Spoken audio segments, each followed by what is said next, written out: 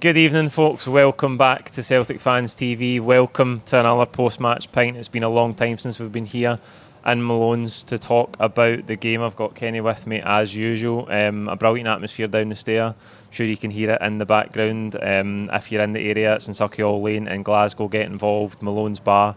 Great to be back, Kenny. It's been too long since we did a post-match pint. And after a good win as well, I thought what we saw today was like a Brendan Rodgers Celtic team that are maybe just starting to find the gear. Yeah, I thought it was really encouraging. It was somewhat a narrow victory given we could have been 2-2 in 80 minutes. Yeah. Probably should have been had Kilmarnock not sort of bottled that header. But look, for me this season, there's probably three reasons why, in my mind, we've been behind where we were last season. We've not had the same output from our wingers. I think when Jota's gone, we've did nowhere near the same output in wide areas. Rio Hatate's lost form. Last season, Rio's such a pivotal figure for us. We've not had any of the output from him this season.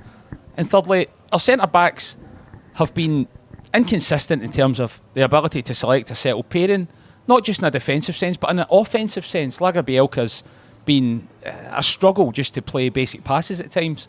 Now, I'm not saying we've solved all those three problems today, but we had a marked improvement in all those three areas today, and that contributed to the reason why I believe we're now entering into a period where we could have a real nice groove to put a strangle on the league.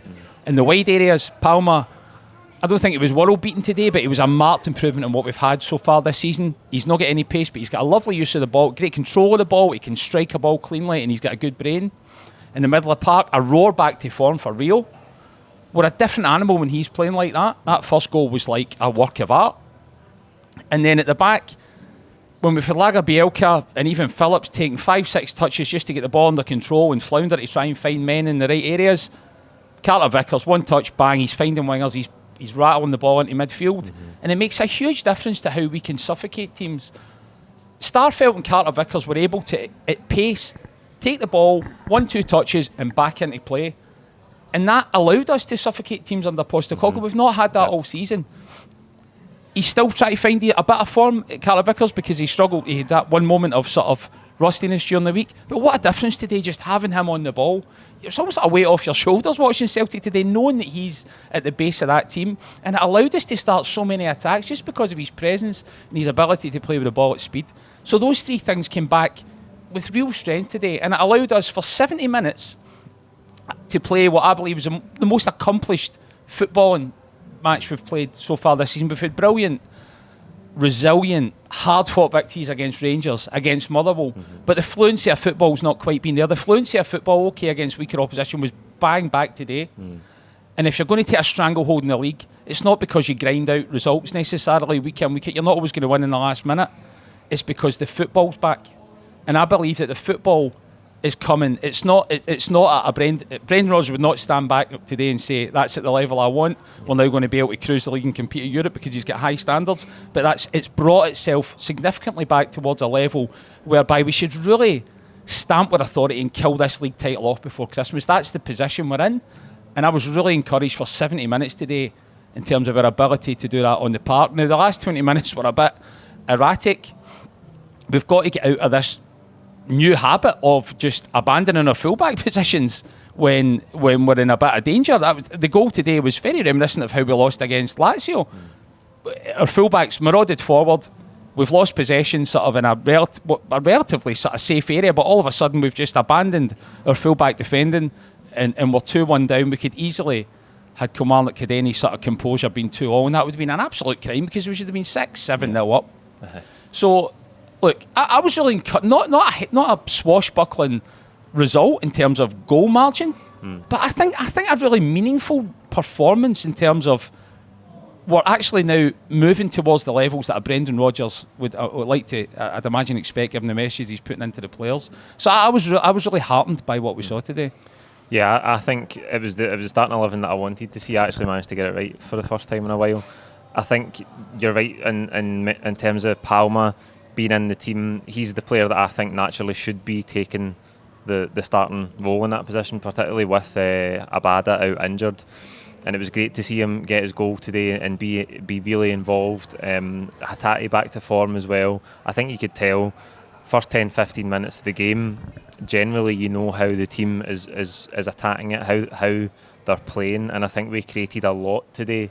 You could tell that there was a bit more speed in the attacking play, but we get the breakthrough goal is just a thing of absolute beauty from Hatate. He receives the ball in midfield. I think it's from McGregor. He's almost like on the half turn, was back to goal or on the half turn, and he's met by a Kilmarnock midfielder, and he just makes him look silly, puts it through his legs, goes round the other side of him, and as he's advancing on goal, you're thinking, right, Kyogo's making the move off of him. Can he pick him out? Can he find Palma or Maeda coming in off a wing? And the game just opens up for him. And the thing I was most impressed with, Kenny, was the composure. He kept his head, and he was able to go into the box and finish it. Nobody else in the Celtic side, nobody else in this league can do what he did in that passage of play. It was a remarkable bit of skill to sort of drag the ball back, nutmeg the guy, and then as he ran through it, when I watched it for the first time, I thought it's just parted open for him. They've sort of become confused. It didn't. He had to drop his shoulder and beat another couple of men. And then it's no formality that he's going to find the bottom corner either, but he does that with just such grace. And what I liked about him was he celebrated. He's quite a muted guy, Hatate. He's a consummate professional, right? You don't warm down an hour after the game in your bare feet if you're not obsessed by your ability to perform. So it will have frustrated him how his output this season as much as any of the rest of us. But there was a huge... He celebrated that with an incredible smile on his face. You felt it was a weight of relief off of his shoulders. And then even after that, immediately after that, maybe it's just in your eyes mind because you're happy for him, but he seemed to play with a swagger that's been missing all season immediately after that. He did. And as soon as he's starting to play with a swagger, the rest of the league can chuck it because he's at a level that's above them. Yeah. And Celtic moved to a level above where they can be if he's playing with that level of skill. So he goes off now for an international break. He's in the Japan national team, which will probably help his confidence further. And if he comes back, when we come back to play against Hearts, if Rio Hatate's got his head on the way he finished that game, they're in trouble. It's funny how football works because so often you see it, a player gets a goal like Hatate, and you say you don't know if it's just because in your mind you think, oh, now he's got a swagger about him, but I don't think you can deny that. It just brings confidence back to him. And 5 minutes later, he receives a ball and he pings it to Maeda on the right hand side, right over the fullback's head, and it's an incredible pass. It's a pass probably nobody else in the pitch could have put right on Maeda's foot. He's a human being, right? Confidence, no matter in any walk of life, in anything you do, confidence is a big thing. And perhaps we've probably all been a bit critical of him. I mean, I'd imagine his head was in a bit of a spin while the transfer window was open because he didn't sign his deal till after it. What that tells you is his agent's probably buying a bit of time. That would have been confusing for him. And he also had a bad injury. He went up to Pittodrie and his hamstring he'd done? He had a muscular injury. So you throw all that together, it's maybe a bit premature of us to think we're going to get the real Rio Hatate back immediately after the window closed. We're all desperate for it. Yeah. It's taken him a little bit of time. I'm glad Rodgers persevered with him today because we get real rewards from him. He's going to be. It feels like he's going to be an utterly key player for us when we come back after the break. Yeah, no doubt about that. I think with Hatate, he's one of these players who needs a long run of games to get up to like peak fitness, peak sharpness, and I think again today after that goal, his whole all-round performance was brilliant. But the thing that stood out for me, I mentioned it in the full-time reaction to the guys as well. Did you see the counter-attack right on full-time where Yang's carried it up the pitch and Hatate, who's been everywhere all afternoon, absolutely bursts a gut to get up the outside of him, and that looks to me like a player that's determined to get back to his peak level and to prove to everybody that there's no element of disinterest in him or his head isn't turned. He's totally committed and he's getting back to peak fitness as well. Yes, yeah, and he's going to be a huge asset for us. And he's a Rodgers. Rodgers talks about quality in the ball. He's used the phrase quality in the ball ever since he returned. He has there's no one else in that squad with the quality in the ball. Matt Riley's had great quality in the ball this season, and he's a slightly different player from Rio, so we can't sit here and say he's not as good as Rio. They're just slightly different players. But he's got an abundance of quality, and you don't need to. It's not about tactical stuff with Rio, I don't think. It's just about giving him the freedom to play, and it's just about him having belief in himself and having that freedom in the park. And as soon as that returns, which it seems to be in that performance, then we're a markedly different side, and it's exciting. That was probably the primary takeaway from today in terms of a positive. Yeah, let's hope that continues for Hatate. Palma was the other one we mentioned. He got the second goal, And on the left-hand side, he actually tries to feed into Hatate and it comes back off the Kilmarnock defender. And at the time, you're crying for him to find a pass because the game has really opened up. I think Kilmarnock give it away off a cheap turnover, actually.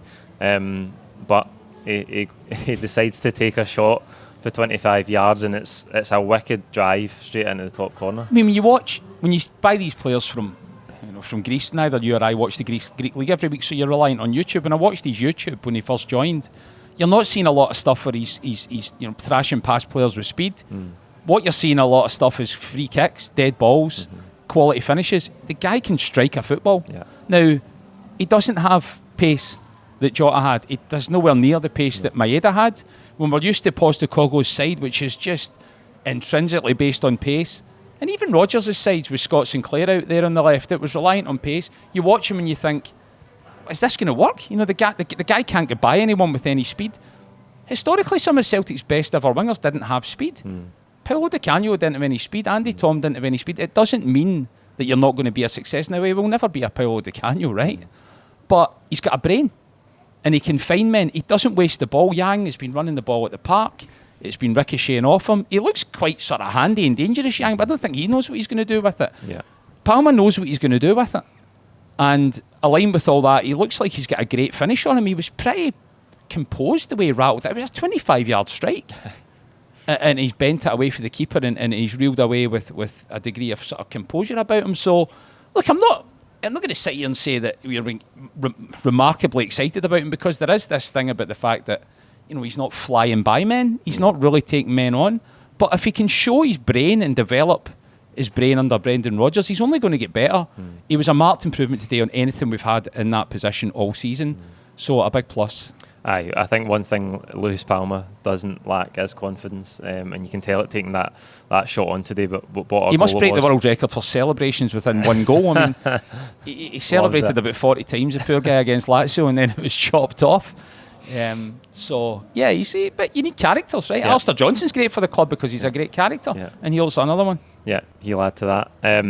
Kenny, I think one of the best periods of football I've seen, certainly at Celtic Park all season, came right after half time, and you're thinking 2-0 up, can we really go and put 4 or 5 past Kilmarnock? Because we haven't really seen that. That's the one thing we haven't seen so far for the consistency in terms of the wins, the resilience we've shown going away to the difficult places like Ibrox, Pittodrie, Fir Park, Livingston. We haven't seen an absolute tanking yet, and you thought maybe we could get that today. But some of the football we played in the first 10-15 minutes of that second half was the best stuff we've played, certainly domestically, all season. The combination play was excellent. There was 1 or 2 flowing moves that deserved a goal. Hatate's on the end of one again that he carries into the box, and I think it takes a deflection off the defender and just goes wide of the post. We've played some brilliant stuff early in the second half. Brendan Rodgers' sides are built on a press, right? They always play with a high press, and they were doing that in the first half of that game much more obviously successfully than they have been all season. A part of the success at the start of was Greg Taylor. Greg Taylor, and amongst all this all season, Greg Taylor's remained coming inside. I noticed that today, much more. Now, he's sort of been doing that earlier in the season with a less effect. He was doing it today and it was effective.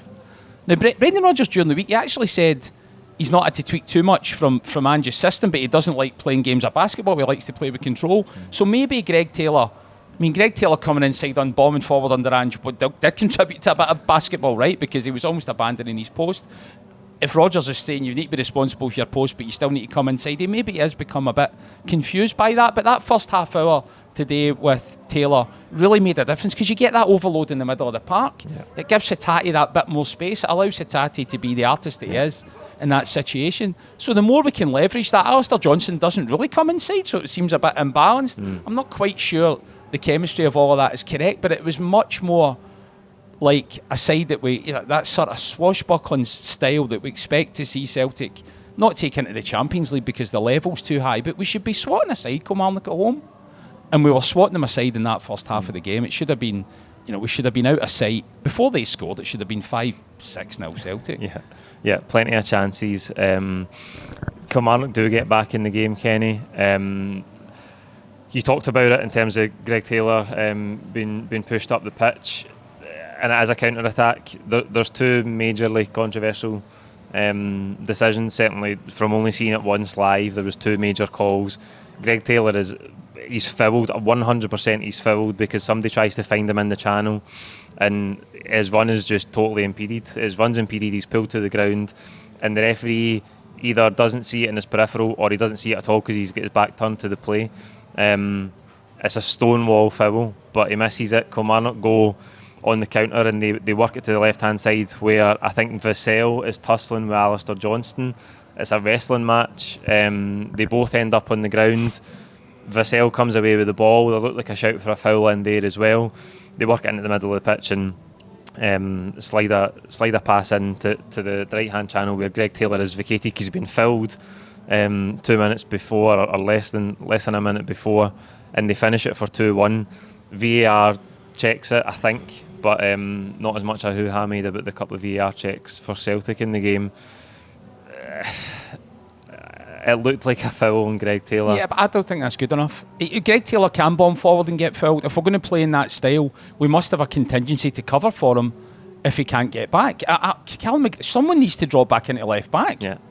You can't just play. You can't just assume that Alistair Johnston's going to outmuscle somebody twice his size and everything's going to be okay. Yeah. We know he loves a battle. Yeah. But there's a limit to it, right? The guy's physically much stronger than him, and it was probably on balance a foul from Johnson on him, I would think. I had a bad view of that. It was over the other side. I mean it just became a wrestling match. And hard to call that. I thought if anything it was an advantage he played because the guy was fouled. Yeah. But we need to learn to drop back into cover our fullbacks. Had we done that, we would have kept a clean sheet today, and had we done that on Wednesday, we'd have another point in the Champions League. So it's costing us. Now, Brendan Rodgers is no mug. He says during the week he wants to play more control because he knows how to build a defensive shape. But the players clearly have got a bit of thinking to do there. So that for me was the one disappointing thing, especially after Wednesday, to go and concede almost a mirror image of that goal in terms of the vacancy at left back. It's not good enough. They need to learn from that. I think that the one thing that I've said so far this season, even in the build up to this game, welcoming back Carter Vickers, is that we need to stop giving up so many chances. We don't talk an awful lot about data and stats on this channel, things like XG, but the XG and X points tables are starting to come out, and you can see that we're giving up a lot of chances. We're giving up more chances than Celtic would primarily give up domestically in the league games so far, and I think we need to tidy that up. Today, with Carter Vickers back, you expected us to do that, but we concede the goal and then we go through a spell of 10-15 minutes where all of a sudden it's shaky. Yeah. Maybe it wasn't as long as 15 minutes actually because Taylor scores for 3-1, but Kilmarnock with that big chance again, it's from a cross down our left hand side, and I think it's Vassell that gets on the end of it and he blazes it over the bar. But we need to stop giving up so many chances, and I think that's what you're getting at there in terms of defensive shape, in terms of covering when somebody's out of position. We need to tidy that up. I just can't get away from it. I mean, it's an age-old problem at Celtic Park. Unless you're 3-0 up, you're not guaranteed the points. If you're 2-0 up, even if there's 15 minutes to go, all it takes is a deflection or a freak moment, and then it's 2-1. If it's 2-1, I mean, I know how I felt at 2-1. I was sitting with my head in my hands, biting my nails, nervous. I'd imagine even if you're Cameron Carter-Vickers, you're a human being. You start to feel that, and they came for. They went from, as soon as they scored, they went from a position of barely coming forward to should have scored immediately after it. Yeah. Almost scored again within a couple of minutes. They put a man through, I don't know, slightly offside, and it petered out. We need to, as much as we need to tidy up our defence, we need to be clinical enough to get the third goal to put the game to bed. And my goodness, we had so many chances. That minute, I think it was actually after the goal when Maeda was through 3-on-2. He's got Kyogo wide open, the best marksman in the country, who's going to obviously bury it. And Dyson's only mind decides, I'll just rattle one for 25 yards. Because that's the keeper. It's not good enough. We've got to be better at decision making to kill the game. And defensively, Hart looked a bit shaky actually, I felt, when we went 2-1. You need your goalkeeper to be big then. You need him to calm things down. You need him to take balls that are deep. He didn't. They whipped a ball in. He was glued to his line. It was 4 yards out. You're screaming at him to come. For the free kick, deep free kick. And they miss a header that could cost us 2 points. So you're right. It's not. Today's been really positive in terms of, I believe, the step forwards in the quality of the football and Brendan Rodgers' philosophy making its way onto the park, and that above all is anything, because that's what's going to allow us to kill this league. Yeah. But there's tidy up work to do at the back. Aye, there certainly is. I think at times in the game, obviously I mentioned Palma goes on to score a great goal, but Kyogo's in a great position. You're right with Maeda. I mean, screaming out for him. Forrest made a great run up the outside of him as well on the left-hand side. He's got Forrest and he's got Kyogo in great goal-scoring positions. He had so much time. I actually said to my dad, he's running through, he's going to mess this up. He's going to do something. I said that to my dad. Too much time. And it was jaw-dropping when he rattled it. I thought Kyogo could have been played a couple of times today, and then he didn't get it. Didn't get his goal. Again, a quiet outing for Kyogo today, but he actually had a chance 2 minutes later where he could have played Dyson, and he never. And it got stuck under his feet, and it eventually petered out. But I thought, good on you, because I wouldn't have played a pass to Dyson after he'd just done that to me either. But from a corner kick, Kenny, we got a goal from a corner kick. I mean, that's a headline in itself. I think we actually looked a better threat from corners today. We had a couple, particularly in the second half, where I think it was Dyson Maeda actually who was in that front post area.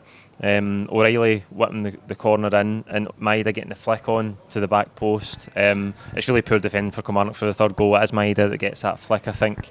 And Greg Taylor's there for a tap in. It's not often Greg Taylor gets in the score sheet, but he's unmarked inside the 6-yard box, and that was the goal we needed just to calm the nerves that had developed after Kilmarnock got that goal back. But that sealed the points for us. I mean, it seems like a lifetime ago that we were a threat from corners. I can't actually remember a regime where I've thought we're a danger at corners. Gordon Strachan, isn't it? Yeah, in a perverse way, that's a compliment, because if your game is solely based on football on the deck and try to break teams down, then corner kicks isn't necessarily a big deal. O'Reilly's delivery from corners is reasonable, actually. With Ryan Christie hitting them, it was unbearable, right? But we do have a decent. We just don't have the height. I mean, Carter Vickers is an excellent centre back, but he's not that tall. Kyogo's never going to win anything in there, so we just don't have the height. So it was a bit of a collector's item, actually, a flick on it there. But Maeda's actually quite handy in there. He scored. Do you remember he was going against Bobo Glint? Actually, it was a corner or a wide ball. He can head the ball. So yeah, corners a bit of a misnomer for us. But that was nice to take the pressure out, and it was quite professional of them to reach that, because it was a real wobbly moment. I didn't fancy it going another 5 or 6 minutes. I'd imagine Kilmarnock would have just thrown complete caution to the wind had they got a couple of minutes deeper into the game. So it was a nice professional finish. But to me, the game wasn't about the last 20 minutes. That was a bit of unprofessionalism and a bit of an unlikely sort of outcome. The first 70 minutes, incredibly professional, real systematic results as a result of Hatate having the freedom, finally getting both of our wingers into the game in a dangerous way.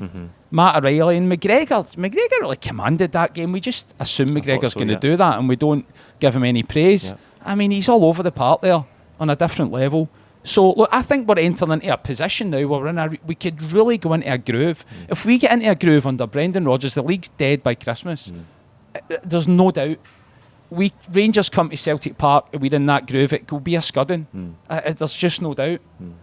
So we've got to put our foot down. We've got to use another couple of weeks rest. We did have Europe in the legs today. We've got to use the next couple of weeks rest. I don't know if Matt O'Reilly will go away with Denmark. He should, if there's any justice. But they come back fresh. They go to probably as tough an outing as we can get, away to Hearts, get the points, and really push through a couple of games that make us take a real strangling league. 'Cause it's an open goal. This is where we kill the league. The next 3-4 weeks for me is when we kill the league. And playing like we have done today, it's there for us. I don't think Matt O'Reilly is going to be with Denmark. They were looking at him, but I don't think they have called him up. Well, they must have a lot of depth in their midfield. It must do. I suppose it's a good thing for us, though, if he can rest up. We come to that period. You've mentioned it there. It starts at Tynecastle. We've now got the international break again. Tynecastle, Atletico Madrid, Easter Road. Really difficult games. I think the players deserve credit today for not having any sort of hangover, because that's a cruel way to lose a football match on Wednesday night. And we can maybe briefly touch on the context for the Champions League before we finish up today. But that, you're right, it is a big period, but it's really tough games. And Tynecastle and Easter Road particularly, where I don't think Brendan Rodgers had a very good record the first time round. Always tough places for us to go, and sandwiched in between us is that game against a high quality opponent like Atletico Madrid. So it's going to demand a lot of the players, and we're going to need to find that level that you're talking about. When the fixtures were first announced, it was a little bit of a worry to me actually how weighted it was in terms of the difficulty for Celtic at the start. With away games particularly. With a new manager, you tend to find your rhythm a little bit deeper into the season, and that meant that there may have been a few points to shed. I didn't think we'd be 7 points clear going into this international break. I don't think anyone would have projected that. I think after the Hibs game at the start of the season, we'd been a couple of points clear, you'd have taken it. Mm-hmm. So we need to recognise that this is a chance to not just finish this first quarter with a good set of results. It's a chance to almost strangle the league. Do I think they're now playing at a level whereby I expect them to win at Tynecastle and Hibs? Yes, I do, Paul. I think with another little bit of rest, I'd keep Palma on the side. If Hatate is the same focus that he has today, nobody else in the country is going to shut us out, whether it's home or away. So they really need to focus. If they get through these two, if they win those two games, even though it's 7 points, it might as well be 10 or 12 because the challenging nature of the fixtures we've had is completely unbalanced. This is a pivotal point in the season early, and to kill a league title early is something you should never be complacent about because you don't know what's going to happen. St Mirren are second. St Mirren will not finish second. Rangers will finish second, bar something unusual. But you never know. They make a new manager in. It can beat everyone else apart from us. They should with a new manager, and things can keep themselves at arm's length. And you just need to keep an eye on that. Yeah. Let's not let that happen. Let's kill this, and let's kill it before Christmas, because I think that's the position we're in. But the football we play today leaves us in a position whereby, you know, we could really have a pretty spectacular outcome in terms of league position. Yeah, it's a great opportunity for us, and we absolutely have to be ruthless with it. We'll touch on the Champions League because obviously I missed the game during the week. I got your immediate thoughts for the video with Darren, but where do you think that leaves us? We've got this double header against Atletico Madrid, jam-packed in this difficult, demanding league fixture schedule we've got. But where do you think that leaves us in the group? It's obviously a killer to go and lose the second game and then face the top team in the group back-to-back. Do you hold out any hope for us salvaging something and trying to get third? Not really, but I mean, it's not beyond the realms of possibility if we play. We're improving every week. It feels like we're improving every week. I think when we play Atletico, unfortunately, their level of opposition is going to be above Lazio. But I think there's no reason why we can't throw at them something with the home crowd behind us that's greater than that we did at Lazio. So if we can get something out of that could be quite important. I can't see us winning away against Atletico in Spain. It would seem a bit illogical to conclude that. And I think, unfortunately, it just depends what Feyenoord do. If Feyenoord lose back-to-back against Lazio, which is possible, we pick up a point against Atletico, you've then got a shootout at Celtic Park to finish third, and I would fancy us. I mean, Feyenoord are a reasonable side, but by that point we'll be even more improved under Brendan because we're in December, and under the lights we could go at them. So it's a little bit out with our control at the moment. I don't think it's with the realms of possibility, but we just need to focus on what we're doing. I wouldn't get too distracted about us thinking, let's finish second or third in the Champions League group. That takes care of itself. I just want to bank and consolidate the strangle that we've got in our domestic stuff at the moment, because it's a real open goal for us at the moment to kill this. And even if we win nothing else this season other than the league, it doesn't matter. We continue our domination as champions of the country, and you should never lose sight of that. And I do feel after today's performance, despite the goal margin only being a couple, that we just moved in a direction that made me confident that Rodgers' messages are finding its way into the park. Yeah. I just want to correct, by the way, I know Feyenoord are only in 3 points, where I incorrectly said they were in 4. Obviously, they are the only team not in 4. Atletico Madrid and Lazio are. To round off on today, Kenny, a really encouraging performance. I think no prizes really for guessing who we think the standout was, who we think the man of the match was, but give us it anyway. I mean, I've not saw a smile on Rio Tati's face as broad as we saw after that goal today. He is a bit measured as a person, but you could sense a palpable relief in his body when he scored that goal, because he himself was a professional. When does a Celtic? Have you ever seen a Celtic player warm down on their own in their bare feet 30 minutes after everyone else has gone up the tunnel? It's unprecedented. The guy's obsessed with his ability to further his own career and performance, but also help Celtic. I think he cares about Celtic. You don't sign a 5-year deal in a continent on the other side of the world if you don't care about the environment that you're within. And after today's performance, hopefully now, if he's at the level that we know he can, if he starts to repeat the level that we know we can get into, the rest of the league really need to take notice. But the Champions League also need to take notice. I do believe he's at that level. So I'm really pleased for Rio today. Hopefully he goes away on the international break and makes a bit of a splash for Japan, because I think that's what his ability levels deserve. To think that he was playing for a university, a year before he came to Celtic, is an amazing sort of change in his whole career. So, look, it's hands down Rio Hatate today. Huge player for Celtic.